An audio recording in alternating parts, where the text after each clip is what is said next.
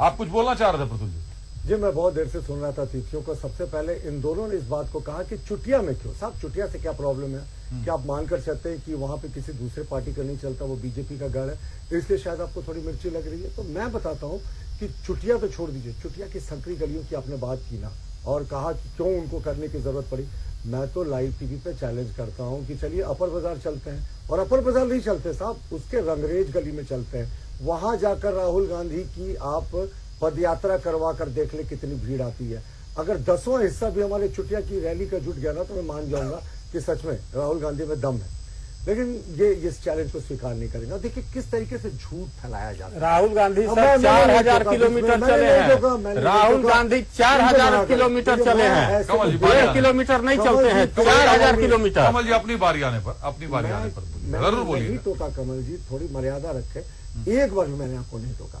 देखिए अब कैसे किस तरीके से झूठ फैलाया जाता है। आज अभिषेक, मैं आपको कुछ बता रहा हूं बहुत संक्षिप्त समय में, कि आप जानेंगे कि किस तरीके का झूठ परोसा जाता है। जिस समय 2004 में इनकी सरकार ने टेक ओवर किया था, उस समय जो डीजल थी उसकी कीमत 22 रुपए प्रति लीटर थी।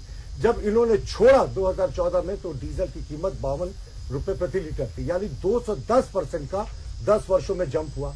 और आज डीजल की कीमत 90 रुपए के आसपास है। तो उस समय के 68 और आज के 90 में सिर्फ 70% का जंप है। पेट्रोल की बात करें तो जिस समय 2004 में इन्होंने छोड़ा था, उस समय पेट्रोल की कीमत 32 रुपए थी। जिस समय, माफ कीजिएगा, 2004 में जब ये सत्ता में आए थे तो पेट्रोल की कीमत 32 रुपए थी। 14 में जब छोड़ा तो 68 रुपए थी। आज पेट्रोल की कीमत 98-99 रुपए है रांची में, और ये 60% का जंप है। तो कहां इनके समय का 210 और 220% का जंप, कहां हमारे समय का 60 और 70% का जंप। और एक एलपीजी को लेकर ये फैलाते हैं भ्रम कि साहब एलपीजी हमारे समय 400 रुपए का था। तो आप अभी जोड़ ले कि ये जिस एलपीजी की बात करते हैं वो सब्सिडी वाला एलपीजी था। उस समय बिना सब्सिडी वाले एलपीजी की कीमत 1234 रुपए थी। ये इंडियन ऑयल के साइट में 1 जनवरी 2014 का डेटा है। इन्होंने ही वर्ल्ड ट्रेड ऑर्गेनाइजेशन से अग्रीमेंट साइन किया था, जिसके बाद 2022 में सब्सिडी समाप्त हो गई पूरे तरीके से।